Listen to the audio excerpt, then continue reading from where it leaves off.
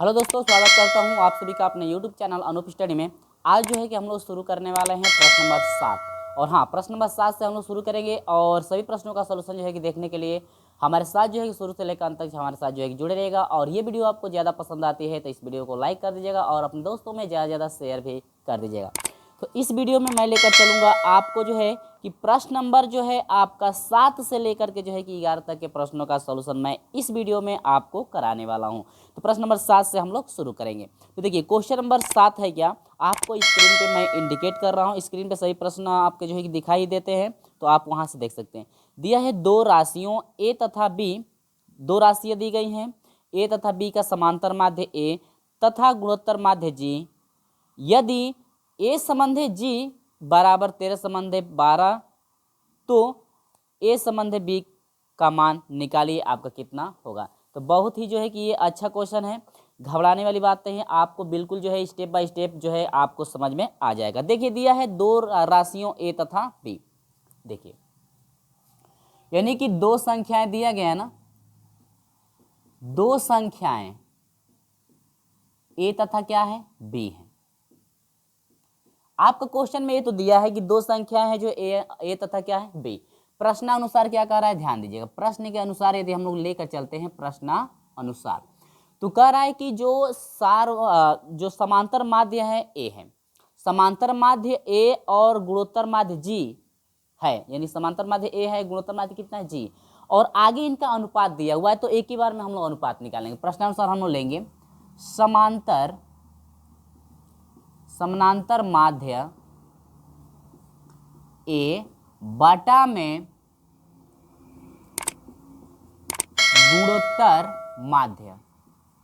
गुणोत्तर माध्य जी। यानी कि जो समानांतर माध्य ए है और जो गुणोत्तर माध्य जी है, इनका अनुपात हम लोग यहाँ पर अनुपात निकालें। क्यों भाई, क्योंकि आगे अनुपात दे रखा है कि ए संबंध जो जी है उसका अनुपात दे रखा है 12 संबंध 13 संबंध 12। तो यानी कि समांतर माध्य ए बटा में गुणोत्तर माध्य जी, यानी कि ए संबंध जी बराबर दिया हुआ है आपका क्या, 13 बटा में कितना, 12।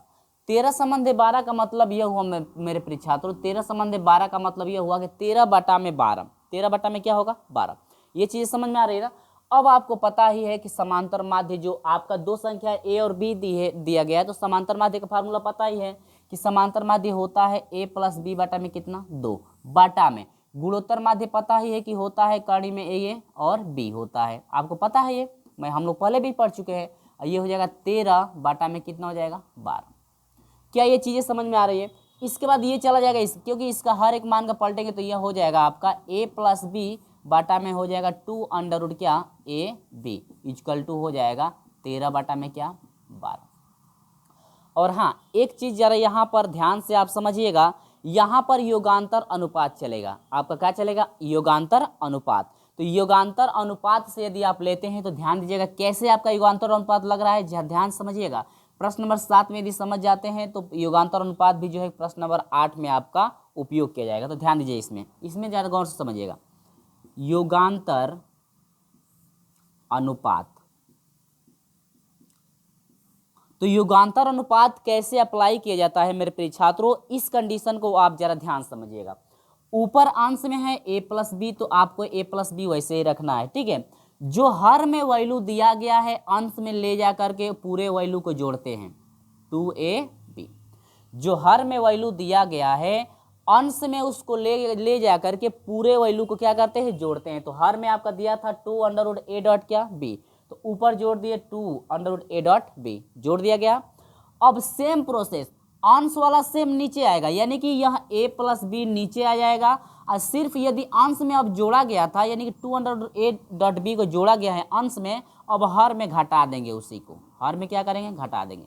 यानी कि एक बार जो हर वाले को अंश में एक बार जोड़ देंगे, अब पूरा वैल्यू जो है, अब इसको हटा देंगे, अब पूरा वैल्यू जो है नीचे रखेंगे। अब बस जहां पर आप जोड़े हैं वहां पे क्या कर देना है, माइनस आपको कर देना, बराबर। जो प्रक्रिया आप लेफ्ट हैंड साइड में किए हैं वही प्रक्रिया जो है कि राइट हैंड साइड में भी क्या करना है, करना है। यह है युगांतर अनुपात का क्या नियम। युगांतर अनुपात का क्या होता है, ये आपका नियम होता है मेरे प्रिय छात्रों। तो इस चीज को आप लोग याद रखिएगा, युगांतर अनुपात कैसे लग रहा है, ठीक है। फिर वही प्रोसेस यहाँ पर 13, हर 12 है तो 12 को अंश में जोड़ देंगे। अब बाटा में हर अब बाटा में पूरा वैल्यू हर में आएगा, लेकिन 12 13 हो जाएगा, लेकिन ऊपर जोड़े हैं तो अब नीचे क्या होगा, घट जाएगा, यानी कि 12 माइनस क्या हो जाएगा, 13 माइनस क्या हो जाएगा, 12। क्या ये चीज़ें समझ में आ रही है ना। अब यहाँ से आगे बढ़ते हैं, ये फार्मूला अप्लाई होगा, क्या होगा, ये फार्मूला अप्लाई होगा। कैसे फार्मूला अप्लाई होगा, क्या इसको आप स्क्वायर में ले जाएंगे तो ये कड़ी में हो जाएगा, ये भी कड़ी में का स्क्वायर करें, यानी कि आप जो है कड़ी में ए का स्क्वायर करते हैं तो खाली क्या होता है, ए। क्या यहाँ पर ए है तो कड़ी में ए का स्क्वायर आप लिख सकते हैं, तो ये आपका फार्मूला अप्लाई हो जाएगा कि ए प्लस बी, यानी कि कड़ी में ए प्लस कड़ी में बी जो है पावर 2, बाटा में आपका ये भी फार्मूला अप्लाई होगा, कड़ी में ए लेकिन माइनस है तो आपका माइनस हो जाएगा, कड़ी में क्या, बी का पावर कितना, 2। क्या ये चीज़ें कंडीशन समझ में आई मेरे प्रिय छात्रों। चलिए आगे बढ़ते हैं इसी के साथ। अब यहाँ पर देखिए दोनों का घात 2 2 है, तो क्या इसको 2 बार ऐसे ना लगा करके क्या पूरे का घात 2 आप लगा सकते हैं, लगा सकते हैं। अब ये फार्मूला कैसे अप्लाई हो रहा है आपको समझ में आ भी गया होगा, क्योंकि ये करनी में ए का स्क्वायर करके तो खाली ये होगा, यानी कि ये पहले आपका रहा होगा करनी में ए का स्क्वायर, तभी तो आपका ये होगा, तो ये फार्मूले में आपका अप्लाई हो जाएगा। यहाँ पर हो जाएगा आपका 25 बाटा में 13 में से 12 घटेगा 1। अब यहाँ पर ध्यान दीजिए कि यहाँ पर स्क्वायर आप हटाएंगे तो ये करनी में होगा, करनी में होगा तो इसका वर्गमूल, तो यहाँ पर आपका आगे हो जाएगा मेरे प्रिय छात्रों, करनी में ए प्लस करनी में बी बाटा में आपका हो जाएगा करनी में ए माइनस करनी में क्या, बी।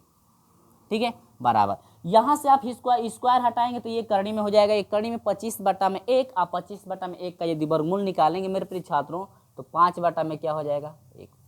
क्या ये चीज़ें अच्छी तरह से आपको समझ में आई, ज़्यादा डिफिकल्ट भी नहीं है। बस यहाँ पर युगांतर अनुपात का आपको जो है कि नियम पता होना चाहिए, यानी कि युगांतर अनुपात से यहाँ पर कर लीजिएगा, ठीक है, वो नियम पता होना चाहिए। तो मैं नियम बता दिया हूँ कैसे आपका अप्लाई किया जा रहा है, तो इस नियम को आप लोग याद रखिएगा हमेशा, ठीक है ना। चलिए फिर यहाँ पर वही लागू होगा, युगांतर अनुपात का नियम भी लागू होगा, फिर यहाँ पर अप्लाई करेंगे आप। तो अप्लाई कैसे हुआ था, पहले अंश वाला लिखा गया था, तो अंश में है करनी में ए प्लस करनी में बी। आपको याद है ना कि हर में क्या किया गया था, पूरे अंश को ले जा करके हर में जोड़ा गया था, तो अंश पूरे हर को ले जा करके अंश में जोड़ा गया था, तो हर पूरा ये है ना, आज जोड़ेंगे तो प्लस लगाएंगे, यानी करनी में ए और माइनस करनी में बी। जो कोष्टक में चिन्ह है वो चिन्ह रहेगा, सिर्फ आपको अंश में ले जा करके जोड़ देना है। यही वैल्यू पूरा जो है कि हर में आ जाएगी, यानी करनी में ए प्लस करनी में बी हो जाएगा, और सिर्फ यहाँ पर जोड़े हैं अंश में तो नीचे अब घटा देंगे करनी में ए और माइनस क्या, करनी में बी। अब वही प्रक्रिया इसमें भी करना है, इसका हर एक है तो हर को 1 में 5 में जोड़ेंगे, यानी कि 5 प्लस 1 हो जाएगा, और नीचे वही मान यानी अंश वाला टोटल मान नीचे आएगा, लेकिन यहाँ पर घट जाएगा। 2 बार अप्लाई हो गया ना। यहाँ पर आप लिख सकते हैं मेरे प्रिय छात्रों कि पुनः योगांतर अनुपात के नियम से, पुनः योगांतर अनुपात के नियम से अप्लाई कर रहे हैं हम। अब यहाँ पर देखिए प्लस है तो यहाँ से बी से बी क्या होगा, कट जाएगा, कड़ी में आपका 2√a हो जाएगा, दिक्कत कोई नहीं है, ठीक है। यहाँ पर आइए माइनस से मल्टीप्लाई होता माइनस ए होगा, ये प्लस बी हो जाएगा, माइनस ए और प्लस ये से कट जाएगा, अब माइनस मल्टीप्लाई कर माइनस में से प्लस हो जाएगा, प्लस √b यह हो जाएगा 2√b। यह इजकल टू हो जाएगा 5 कितना हो जाएगा 6 बटा में यह हो जाएगा कितना 4। क्या चीज़ें ये समझ में आ रही है ना। 2 से 2 क्या हुआ, कट गया, एक करनी है तो करनी को हटाने के लिए दोनों पक्षों का क्या करेंगे, वर्ग। तो यहाँ पर लिखेंगे आप दोनों पक्षों का वर्ग करने पर, ठीक है। तो वर्ग करेंगे तो करनी इसका यानी कि इनका जब वर्ग करेंगे तो करनी हट जाएगी, यानी ए बटा में बी हो जाएगा बराबर, इनका वर्ग करेंगे तो 6 के 36 बटा में 4 चौको 16, यानी कि 36 बटा में 16 हो जाएगा ना। और यहाँ से कट जाएगा कि नहीं कटे, 4 से कटे 4 चौको 16 हो जाएगा, 4 9 36, यानी कि ए बटा में बी जो है आपका आया 9 बटा में कितना 4। अनुपात पूछ रहा था ना, पूछ रहा था कि ए संबंध है जरा बी का आप अनुपात बता दीजिए, तो ये हो गया 9 संबंध कितने का 4 का, यानी कि ए संबंध जो बी का अनुपात है यह आपका फाइंड हुआ है 9 संबंध कितने का 4 का, ठीक है। तो ये आपको कंडीशन समझ में आ गई, यही आपको आपसे पूछ रहा था कि ए संबंध है बी का मान निकालिए, तो ए संबंध है बी का जो मान है आपका 9 संबंध कितना हुआ 4। तो उम्मीद होगी मेरे प्रिय छात्रों ये चीज़ें आपको अच्छी तरह समझ में आ गई है। और हाँ एक चीज़ हमेशा याद रखिएगा, युगांतर अनुपात का नियम कैसे लागू हो रहा है, कैसे अप्लाई मैं कर रहा हूँ, आप इस चीज़ को याद रखिएगा, कभी भूलिएगा मत, ठीक है। तो ये आपका है युगांतर अनुपात का नियम। जो प्रोसेस आप लोग जो है कि लेफ्ट हैंड साइड में करेंगे वही प्रोसेस आपको करना है राइट हैंड साइड में। दोनों चीज़ें समझ में आ गई। चलिए, तो 2 बार अप्लाई हुआ है, कोई दिक्कत नहीं है। सेम प्रश्न नंबर 8 में भी आपको ऐसे ही 2 बार भी आपको उसमें भी अप्लाई करना है। तो चलिए हम लोग उसका भी सोल्यूशन करके देखते हैं। तो हम लोग देखते हैं प्रश्न नंबर 8 का सब। तो यहाँ पर हम लोग अप्लाई करने वाले हैं प्रश्न नंबर 8 का सोल्यूशन मैं करने वाला हूँ। देखिए, तो प्रश्न नंबर 8 में जो है कि सेम प्रोसेस आपका यही सब रहेगा, लेकिन प्रश्न नंबर 8 में सिर्फ चेंजिंग क्या हुआ है, ध्यान दीजिए। करीब 2 संख्याओं के समांतर माध्य तथा गुणोत्तर माध्यों में 5 संबंधी 3 का अनुपात है, तो सिद्ध कीजिए कि संख्याओं में अनुपात जो है कि न संबंधी 1। यानी कि आपको आंसर लाना है कि ए संबंधी जो बी का अनुपात है न संबंधी 1 आपका होगा। लेकिन यहाँ पर अनुपात 5 संबंधी 3 दिया है। आपका सेम प्रोसेस वैसे ही रहेगा, सेम सब कुछ आपका यही रहेगा, लेकिन यहाँ पर सिर्फ जो अनुपात आपका चेंजिंग हुआ है मेरे प्रिय छात्रों, आपका अनुपात जो है कि आपका दिया हुआ है 5 संबंधी 3। देखिए 5 संबंधी 3, तो ये भी हो जाएगा 5 संबंधी 3, ये भी हो जाएगा 5 संबंधी क्या 3, 5/3 हो गया 5 संबंधी 3 का मतलब सेम प्रोसेस आपका यही चला। और यहाँ पर बस चेंजिंग हो जाएगा। यहाँ पर क्या हो जाएगा चेंजिंग, क्या क्या होगा गौर से आप समझते चलिए। इस साइड वाला तो आपका सेम वैसे ही रहेगा, तो मैं इसको जिस स्थिति जो है कि हम लोग का जो काम है वही मैं हटा रहा हूँ, ठीक है। तो बस ये सब हट गया। अब देखिए कैसे फाइंड हो रहा है, सेम आपका वही प्रोसेस। अनुपात 5 संबंधी 3 दे दिया आप, तो यहाँ पर सेम प्रोसेस आपका वैसे ही चलेगा सब। यहाँ पर जो है आपका 5 यहाँ पर योगांतर अनुपात का नियम लागू होगा, तो अब यहाँ पर क्या हो जाएगा 5 है अंश वाला, लेकिन हर 3 है तो अंश में 3 क्या होगा जुड़ेगा, जुड़ता है ना। आज जब अंश में जुड़ा है तो पूरा मान हर में आएगा लेकिन घट जाएगा, यानी कि 5 माइनस कितना हो जाएगा 3।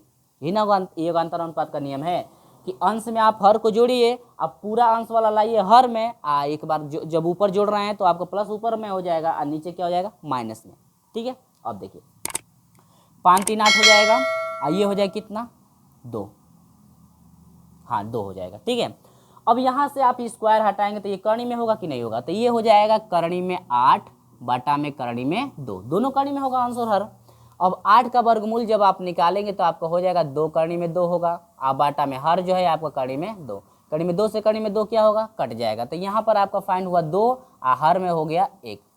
देखिए सेम प्रोसेस ये इस साइड वाला, यानी पुनः योगांतर अनुपात का नियम लागू होगा, लेकिन यहाँ पर रुक जाइए, योगांतर अनुपात का नियम लागू हो रहा है ना, तो यहाँ पहले हम लोग यहीं पे हल कर लेते हैं। यह हो जाएगा 2 करनी में 2 बटा में करनी में 2, करनी में 2 से 2 कट गया, यानी कि 2 बटा में कितना हो गया 1, ठीक है ना। वहाँ पे 2 बटा में 1 हो गया, और यहाँ पर फिर पुनः योगांतर अनुपात का नियम जो है कि लागू हो रहा है, तो लागू होगा तो फिर ये भी लागू होगा ना।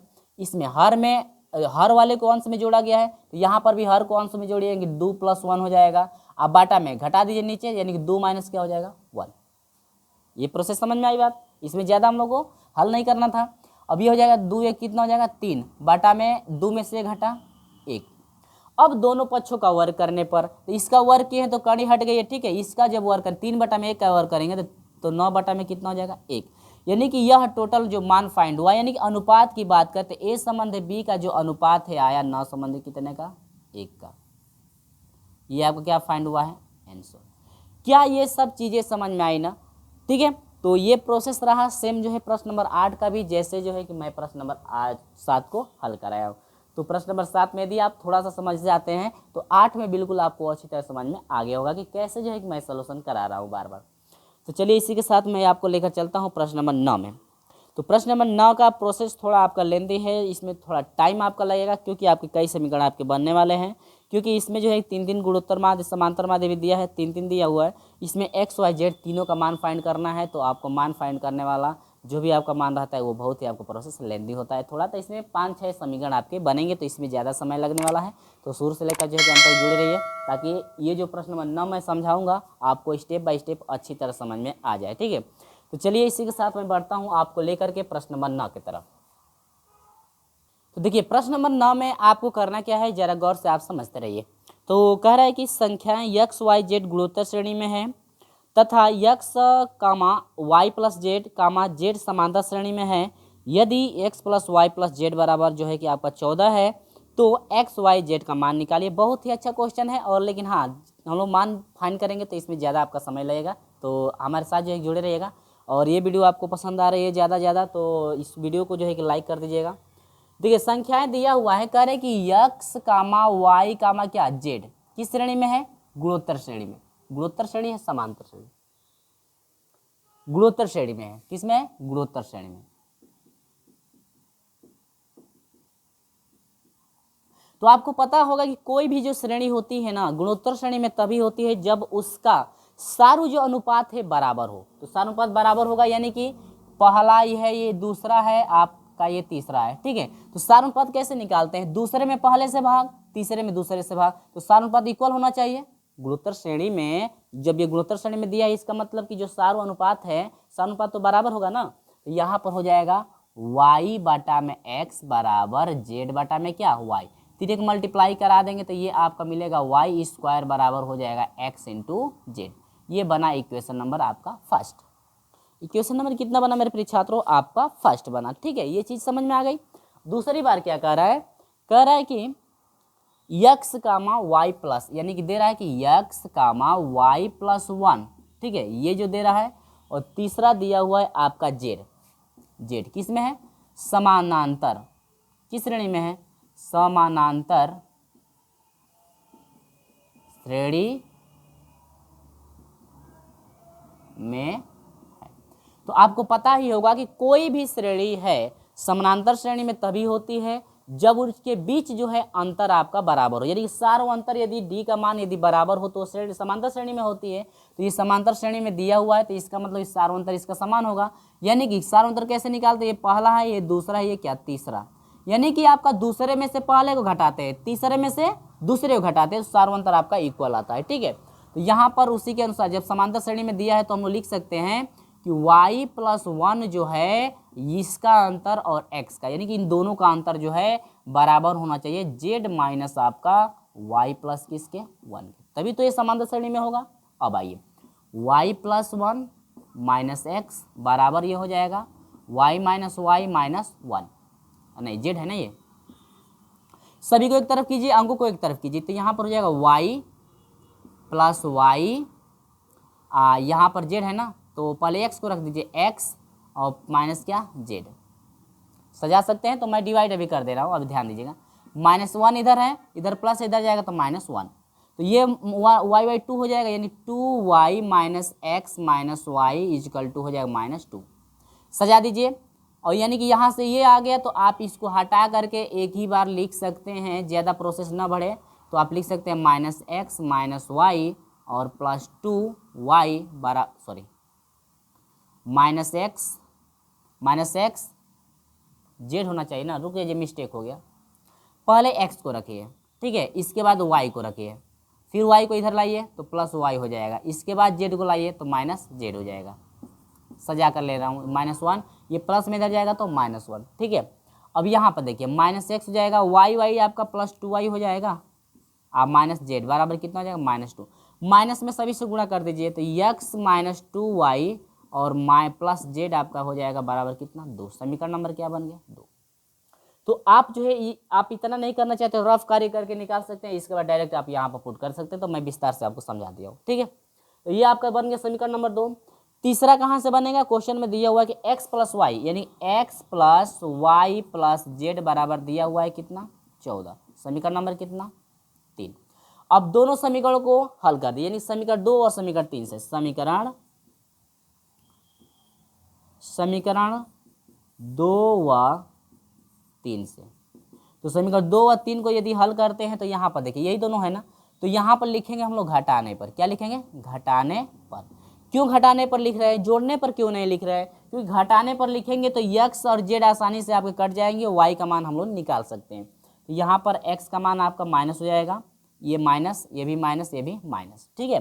देखिए तो यह x से x कट जाएगा, यहाँ से x से x को काट सकते हैं, ठीक है, कट जाएगा, तो मैं काट नहीं रहा हूँ, छोड़ दे रहा हूँ ताकि फिर बाद में हम लोग मान पुट कर लेंगे। और यहाँ से देखिए ये भी माइनस है, ये भी माइनस, तो ये 2 है, ये 1 है, 1 2 3y हो जाएगा बराबर, z से z ये भी कट जाएगा, तो मैं छोड़ दे रहा हूँ। यहाँ पर ये घटेगा तो -12 हो जाए, माइनस माइनस कट जाए, 3 एकम 3 चौको 12, यानी कि y बराबर कितना आ गया? 4। क्या y बराबर 4 आया कि नहीं आया? ठीक है। अब यही y का मान जो है समीकरण 3 में हम लोग क्या करें? पुट कर दें, यानी कि लिखेंगे कि समीकरण 3 में y बराबर 4 कर लिए, y बराबर 4 रखने पर तो देखिए समीकरण 3 है, ये है ना। तो अब जो चिन्ह चेंज हुआ है उसको नहीं लेना है, जो पहले चिन्ह था उसी को लेना है, ठीक है। तो ये है यक्स प्लस वाई का मान कितना है 4, तो 4 रख दे रहा हूँ, प्लस जेड बराबर कितना हो जाएगा 14, और यहाँ से हो जाएगा एक्स प्लस जेड बराबर हो जाएगा, ये हो जाएगा 14, ये प्लस इधर जाएगा तो -4, यानी कि ये हो जाएगा एक्स प्लस जेड बराबर हो जाएगा 14 में 4 घटा कितना 10। ये बना इक्वेशन नंबर 4 था आपका, यही बना इक्वेशन नंबर कितना 4।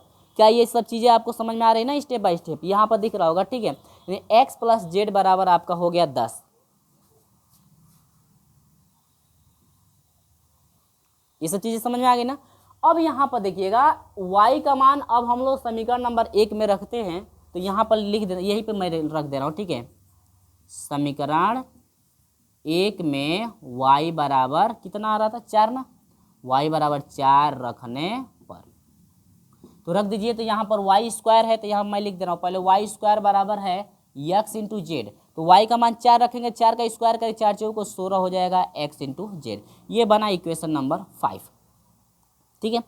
तो ये चीज़ें आपको मेरे प्रिय छात्रों स्टेप बाय स्टेप समझ में आ रही हैं कि कैसे जो है सॉल्यूशन कराया जा रहा है, और ये प्रोसेस आपका बड़ा हो रहा है क्योंकि मैं स्टेप बाय स्टेप आपको समझा रहा हूँ, तो बड़ा होगा ये। और कभी भी एक्स वाई जेड तीनों का मान निकालना है तो इसमें बड़ा होगा, जरूर बड़ा होगा, इससे कोई छोटा ट्रिक है नहीं, ठीक है।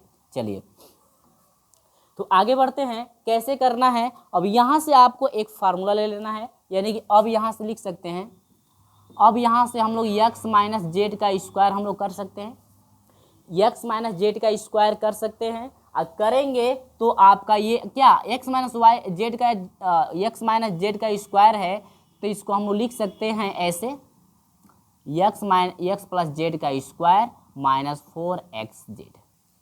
क्यों लिख सकते हैं भाई, क्योंकि फिर हम लोग इसको हल करेंगे तो आसानी से ये फार्म आपका बन जाएगा, ठीक है। तो यानी कि हम लोग x माइनस जेड का स्क्वायर हो तो x माइनस जेड का स्क्वायर जो है कि हम लोग इतना लिख सकते हैं। तो यहाँ पर देखिए x माइनस जेड का स्क्वायर बराबर यहाँ पर x प्लस जेड आपका फाइंड हुआ है, x प्लस जेड कितना है 10, और 10 का स्क्वायर करेंगे तो कितना हो जाएगा 100 हो जाएगा, माइनस 4 गुणे एक्स जेड का मान पता है 16, तो 16 चौके 64, यहाँ पर 64 लिख सकते हैं एक ही बार, कोई दिक्कत नहीं। यहाँ पर हो जाएगा x माइनस जेड का स्क्वायर बराबर हो जाएगा 100 में से 64 घटा दीजिए तो आपको कितना हो जाएगा 36 हो जाएगा, क्या 6 4 10 6 3 9 1 10, ठीक है 36 हो जाएगा। तो x माइनस जेड बराबर हो जाएगा, स्क्वायर हटेगा तो ये करनी में यानी कि वर्गमूल, और 36 का वर्गमूल कितना होगा 6। ये बना समीकरण नंबर कितना 6। देखिए समीकरण पे समीकरण आपका बन रहा है। अब यहाँ से देखिए समीकरण 4 और समीकरण हम लोग 6 को यदि लेते हैं तो आसानी से किसी एक का मान हम लोग निकाल सकते हैं। तो यही सब मान निकालने के लिए इतना प्रोसेस आपको लेकर मैं चल रहा हूँ। तो लिखेंगे आप इस समीकरण 4 तथा 6 से, ये देख लीजिए रोमन अंक मैं सही लिखा हूँ ना, ठीक है। रोमन अंक लिखने में मुझे से गलती हो जाती है तो आप मिला लेंगे, थोड़ा सही है ना रोमन अंक। तो यहाँ पर लेंगे दोनों को एक साथ, तो यहाँ पर है x प्लस जेड बराबर आपका 10 आपका फाइंड हुआ है, और यहाँ पर है x माइनस जेड बराबर कितना है आपका 6। देखिए यदि घटाते हैं तो आपका x कटेगा और z का मान निकलेगा, और यदि जोड़ते हैं तो z का मान z कटेगा x का मान निकलेगा। दोनों कंडीशन आप बना सकते हैं, या तो घटा सकते हैं या तो जोड़ सकते हैं। तो मैं यहाँ पर अब जोड़ दे रहा हूँ, क्या कर रहा हूँ जोड़ने पर। तो जोड़ने पर आप करेंगे आप तो आपका क्या हो जाएगा z से z कट जाएगा, x कितना हो जाएगा 2x बराबर, और 10 और 6 16 हो जाएगा, 2 से कटाइए 2 8 16, x बराबर कितना मिला 8। तो देखिए मेरे प्रिय छात्रों x का मान निकल गया और यहाँ पर आपका y का मान निकल गया, बच गया 1 का मान, यानी कि आपका किसका मान बच गया z का मान बच गया। z का मान किसी में भी रखकर निकाल लीजिए, या तो आप इसमें भी रखकर निकाल लीजिए या तो इसमें भी आप रखकर निकाल लीजिए, कोई दिक्कत आपका होने वाली नहीं। तो मैं इसी में रख देता हूँ कि समीकरण 6 में x बराबर 8 रखने पर, ठीक है। या तो नहीं तो आप इसमें भी रख सकते हैं x का मान, तो z का मान निकलेगा। इसमें भी x y का मान रखेंगे तो z का, यानी इसमें रखेंगे आप समीकरण नंबर 3 में तो x y तीनों का मान रखना पड़ेगा, इसमें भी रखेंगे तो x y तीनों का दोनों का मान x y का मान रखेंगे तो z का मान आसानी से निकाल सकते हैं, ठीक है। और इसमें भी आप समीकरण 1 में भी रख करके निकाल सकते हैं, दोनों का मान सभी का मान सेम आएगा। x और y का मान रखेंगे तो z का मान आसानी से निकाल सकते हैं, किसी में भी आप रख सकते हैं, आप स्वतंत्र हैं, ठीक है। चलिए तो मैं इसी में रख दे रहा हूँ। तो यहाँ पर हो जाएगा x माइनस जेड बराबर आपका 6 है, तो तो x की जगह पर 8 हो जाएगा, माइनस जेड बराबर 6 हो जाएगा। तो माइनस जेड बराबर हो जाइए, प्लस में उधर भेजेंगे तो आपका हो जाएगा 6 माइनस 8। तो माइनस जेड बराबर हो जाएगा 8 में 6 घटेगा -2। तो माइनस माइनस क्या होगा, कट जाएगा। तो जेड बराबर कितना हो जाएगा 2। यानी कि जेड का मान 2 आया, एक्स का मान 8 आया और वाई का मान 4। तो आपका आंसर फाइंड हुआ है मेरे प्रिय छात्रों। आंसर आपका हो जाएगा, आंसर में जो वैल्यू है आपका हो जाएगा x बराबर आपका कितना आया है 8 और y बराबर आपका कितना आया है 4 और z बराबर आपका कितना आया है 2। ये रहा आपका फाइनल आंसर। तो उम्मीद होगी मेरे प्रिय छात्रों ये जो है आपको स्टेप बाय स्टेप समझ में आ गया होगा, ठीक है। और हाँ, ये समझ में आ गया तो एक कमेंट जो है कि अवश्य कर दें कि ये सच में आपको जो है कि अच्छी तरह समझ में आ गया है। तो हम लोग कमेंट करके जो है कि ज़रूर बताइएगा कि सर जो क्वेश्चन नंबर 9 है हम लोग को अच्छी तरह से समझ में आ गया है, ठीक है। तो मैं कमेंट का इंतजार करूंगा, यदि आपको इस समझ में आ गया है क्वेश्चन तो कमेंट करके हमें ज़रूर बता दीजिएगा। तो चलिए मैं इसी के साथ मैं आपको लेकर चलता हूँ प्रश्न नंबर 10 की तरफ। तो प्रश्न नंबर 10 का सलूशन आपको कैसे करना है, ठीक है। चलिए तो चलिए मेरे प्रिय छात्रों बढ़ते हैं हम लोग, इसी के साथ बढ़ते हैं हम लोग प्रश्न नंबर 10 की तरफ। हम लोग अभी कंप्लीट कर चुके हैं प्रश्न नंबर 9 तक। तो 10 में आपको करना क्या है जरा ध्यान से आप समझिएगा, ठीक है। यहाँ पर दे रखा है गुणोत्तर श्रेणी के किन्हीं 3 क्रमागत संख्याओं का योग। गुणोत्तर श्रेणी की 3 क्रमागत संख्याएं क्या क्या होंगी पहले तो आपको वो जानना पड़ेगा, या तो मैं लिखूंगा, ठीक है। तो संख्याओं का योग जो है आपका 42 दिया है तथा गुणनफल आपका जो है कि 512 दिया है। तो संख्याएं पूछ रहा है कि आखिर में ये बताइए कि गुणोत्तर श्रेणी की जो तीनों संख्याएं हैं आपकी क्या क्या होंगी, ठीक है। तो घबराने वाली बात नहीं है, बहुत ही अच्छी तरह से हम लोग स्टेप बाय स्टेप समझते चलेंगे।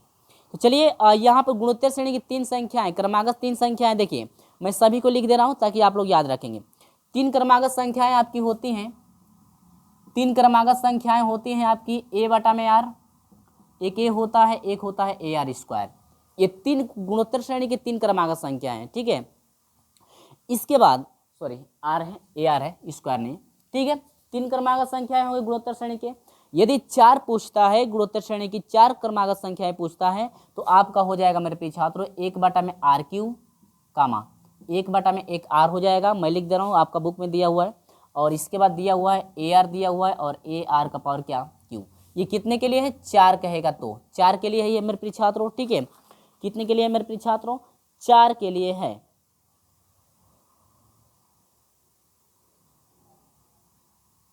ठीक है।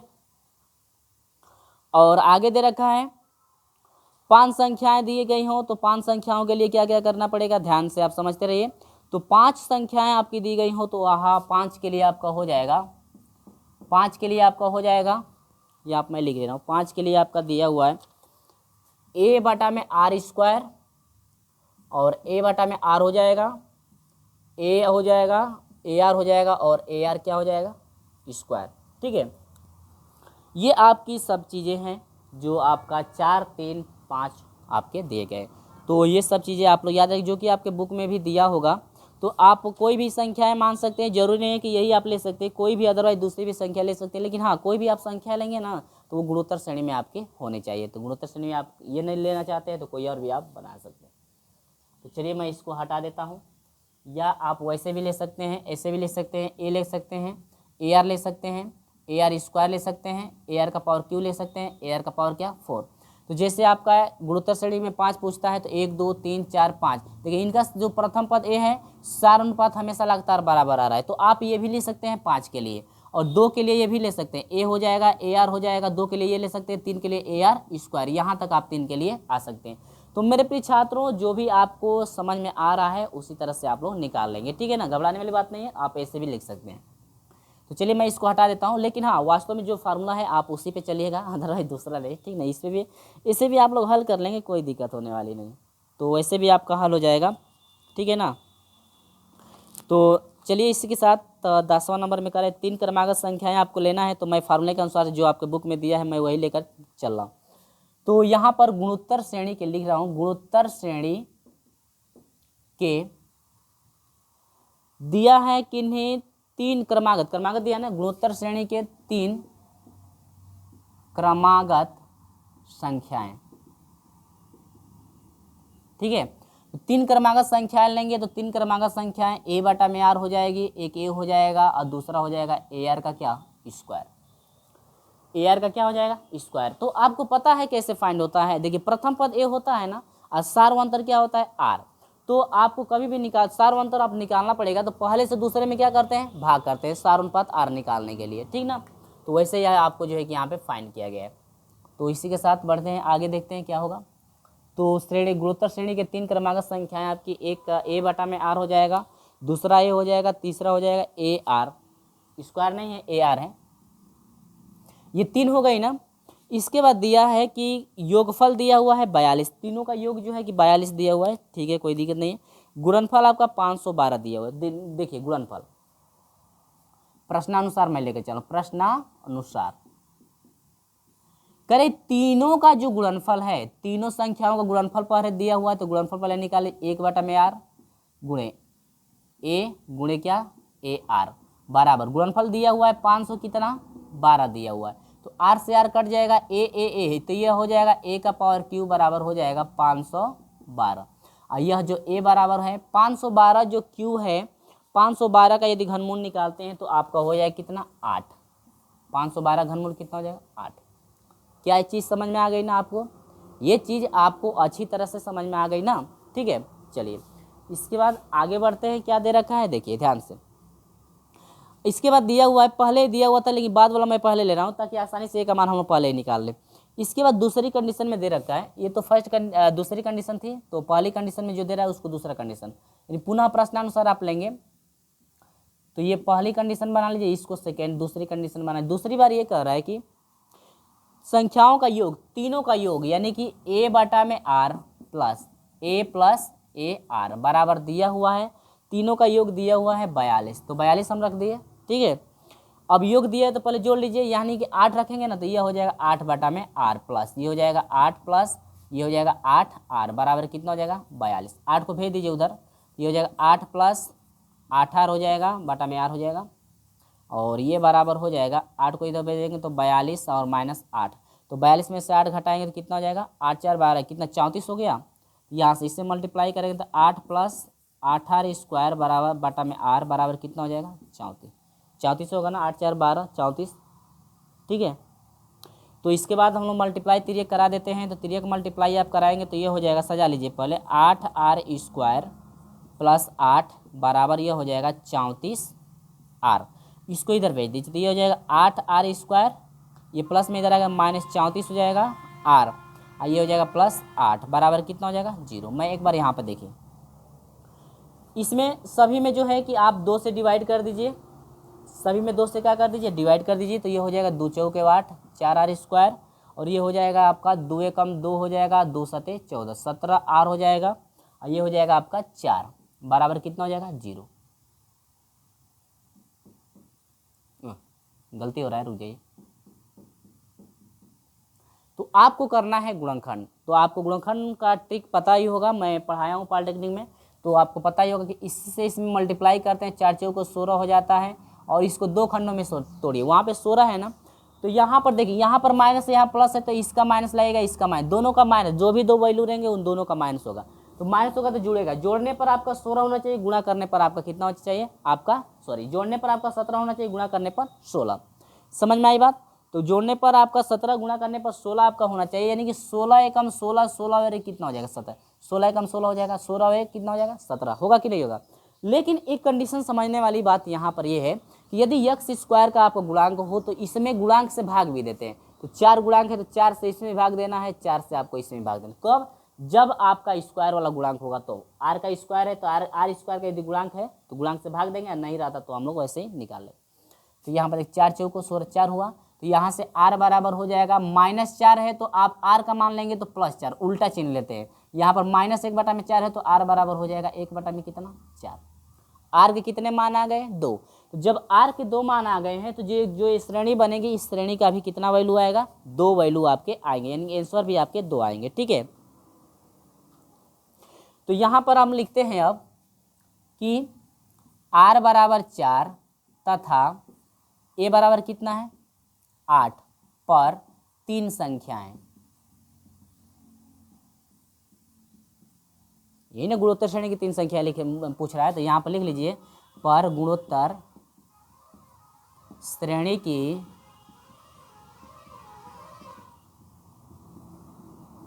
3 संख्याएं, गुणोत्तर श्रेणी की 3 संख्या निकालना है।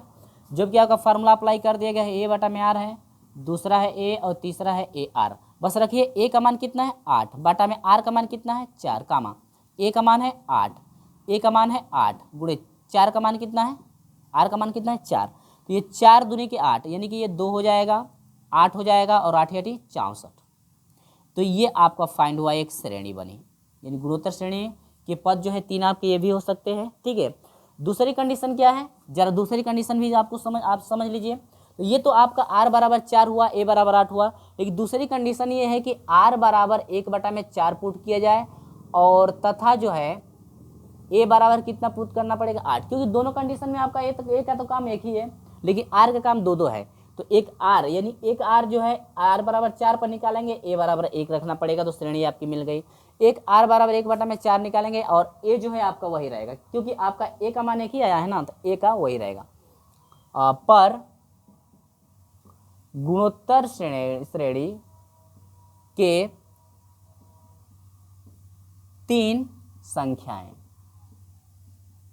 गुणोत्तर श्रेणी की 3 संख्या निकालना है ना, तो आपकी श्रेणी क्या है a बटा में r कामा a r। समझ में आ रही बातें? चलिए, यहाँ पर a का मान कितना है 8 है और r का मान 1 बटा में 4 कामा a का मान कितना है 8 और a का मान है 8 गुणे r का मान है 1 बटा में कितना 4। अब ये भिन्न पलटेगी तो 4 8 के साथ जाएगा, तो 8 चौको 32 और ये है 8 और ये 4 दूनी के 8, 2 एकम 2, यानी कि ये श्रेणी। ये रहा आपका क्या फाइंड आंसर 2 मिलेंगे, या तो आपकी तीनों पदों के गुणोत्तर श्रेणी के 3 गुणोत्तर जो श्रेणी है 3 क्रमांक संख्याएं आपकी ये हो सकती हैं, या तो ये दोनों में से कोई आपके एक हो सकती है। ठीक है, तो आपके 2 आंसर फाइंड आपके हो गए। उम्मीद होगी फ्रेंड्स कि ये आपको अच्छी तरह से समझ में बातें आ गई होगी। और हाँ, जिस तरह से ये जो आपके सोल्यूशन हम कराए हैं 32 8 2 और दूसरा है 2 8 64, 8 चौक गलती हो गया है, 8 चौक 32, वहाँ 32 वहाँ पे सही है, यहाँ पे 8 चौक 32 ना होगा, तो 8 चौक 64 हम कर देते, कोई दिक्कत नहीं, लिखने में गलती हो जाता है, ठीक ना, तो आप लोग सही कर लेंगे, कोई दिक्कत नहीं। तो यहाँ पर 2 आपकी संख्याएं हो जाएगी, 2 8 32 आपकी हो जाएंगी। तो 2 संख्या आपको ये समझ में आया कि नहीं आया?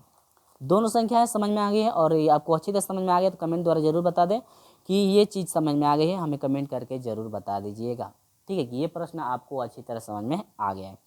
तो चलिए मैं इसी के साथ मैं बढ़ता हूँ आपको लेकर के प्रश्न नंबर 11। और हाँ, सेम प्रश्न नंबर 11 भी जो है इसी के टाइप का आपका क्वेश्चन है, तो मैं इसी तरह से रहने दे रहा हूँ। जो चीज़ें ये चीज़ें हम लोग को ऐसे ही चाहिए तो ऐसे ही मैं इनको छोड़ दे रहा हूँ। ठीक है, देखिए क्वेश्चन नंबर 11 में आपका क्या क्या दे रखा है, जरा गौर से आप समझ लीजिए। देखिए दिया हुआ है गुणोत्तर श्रेणी आपकी दी गई है, तो मैं इस चीज़ को हटा देता हूँ और यहाँ पर आते हैं प्रश्न नंबर 11। तो यहाँ पर हम लोग समझेंगे कि गुणोत्तर श्रेणी का जो फिर आपका कंडीशन दे रखा है, तो ये सारी कंडीशनें इसी तरह चलेंगी, लेकिन मैं इन चीज़ों को हटा, देखिए ये वाला आपका वैसे रहेगा, प्रश्नानुसार आप लेकर चलेंगे, तो मैं सभी को हटा देता हूँ और स्टेप बाय स्टेप हम लोग फिर समझेंगे कि कैसे हम लोग प्रोसेस लेकर चल रहे हैं बार बार। तो ये चीज़ें आपको समझ में आ गई है। प्रश्न नंबर जो 10 का सोल्यूशन कराए हैं अभी, चलिए देख लेते हैं प्रश्न नंबर जो है आपका 11 भी देखते हैं। करें गुणोत्तर श्रेणी की किन्हीं 3 संख्याओं का गुणनफल। देखिए 3 संख्याएं आपकी मान ली गई, इतना इतना आपकी 3 संख्याएं होती हैं, ठीक है। चलिए इसके बाद दे रखा है गुणनफल आपका 27 है, तो प्रश्नानुसार आपका क्या हो जाएगा, प्रश्नानुसार यानी प्रश्न जो कर रहा है उसके अनुसार हम बोलेंगे। करें तीनों का गुणनफल जो है आपका 27 है, तीनों गुणनफल निकाल लीजिए, यानी कि a बटा में r गुणे a r, इनका गुणनफल जो है कितना है 27। तो r से r क्या होगा, कट जाएगा, a से a में 3 बार गुणा है तो a के सर पे 3 होगा, बराबर क्या होगा 27। और 27 का घन निकाल लीजिए, ये घात 3 है, हटेगा तो ये कणी में जाएगा तो घन निकलेगा, और 27 का घन कितना 3। ठीक है, ए का मान फाइंड हो गया, सेम वैसे ही आपको करना है, ठीक ना, थोड़ा सा भी अंतर नहीं है, उसी तरह से इसमें आपको हल करना है। लेकिन हाँ यहाँ पर दे रहा है कि क्रम से 2 संख्याओं के गुणनफलों का योग, क्रम से 2 संख्याओं के गुणनफलों का क्या निकालना है, योग आपसे दिया हुआ है, तो क्रम से आपको लेना है, ध्यान दीजिएगा। दूसरी शर्त में ये कह रहा है क्रम से दो दो संख्याओं के गुणनफलों का योग, यहां पे लिख दे रहा हूं क्रम से दो दो संख्याओं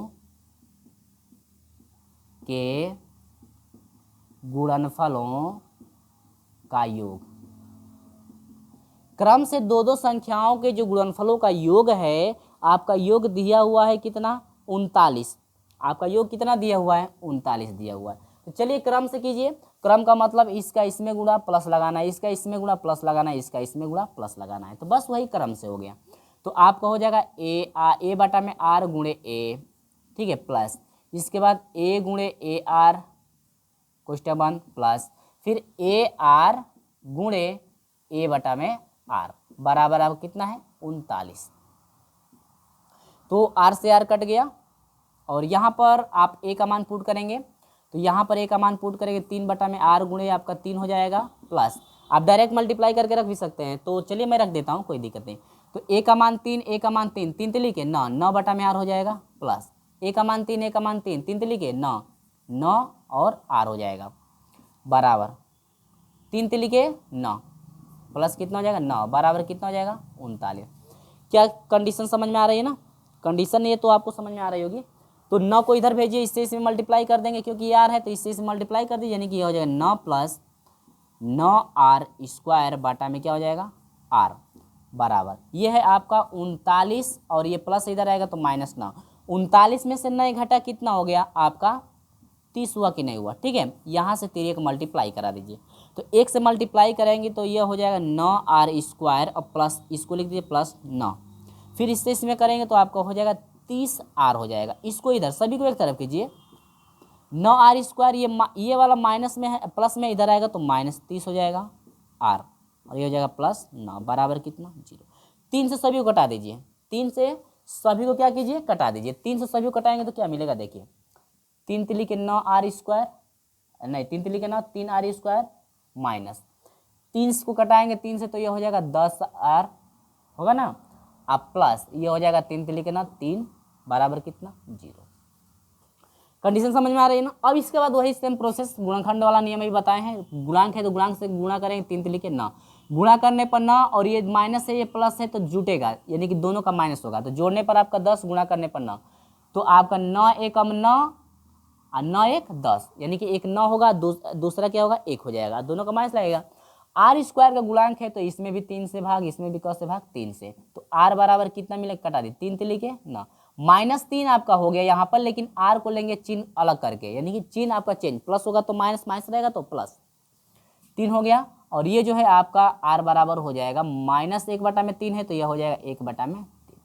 क्या चीज़ें ये समझ में आ रही है? आर के कितने वैल्यू फाइंड हुए 2 गो, आर के कगो वैल्यू मिल गए 2 गो। तो अब वही सेम प्रोसेस देखिए, आर बराबर 3 तथा ए बराबर कितना है 3 पर क्या लिखे थे हम, पर गुणोत्तर श्रेणी के तीनों संख्या, ऐसे लिखेंगे ना गुणोत्तर श्रेणी की तीनों संख्याएं, ऐसे लिख लेंगे, ठीक है। यही शायद लिखा गया था, भूल गए हम, अभी लिखे हैं लेकिन भूल गए। गुणोत्तर यानी आर बराबर 3, ए बराबर 3 पर गुणोत्तर श्रेणी की तीनों संख्याएं क्या क्या होंगी देखिए, संख्याएं क्या क्या है, ए बटा में आर है, ए है और ए और क्या है आर, तो ए का मान 3 बटा में आर का मान 3, ए का मान 3, ए का मान 3 गुणे आर का मान 3, तो ये हो जाएगा 3 से 3 कट गया 1, ये हो जाएगा 3 और 3 से लिखे 9, यानी कि ये फाइंड हुआ एक आपका आंसर। क्या ये चीज़ आपको अच्छी तरह से समझ में आ गई? स्टेप बाय स्टेप 1139, ठीक है।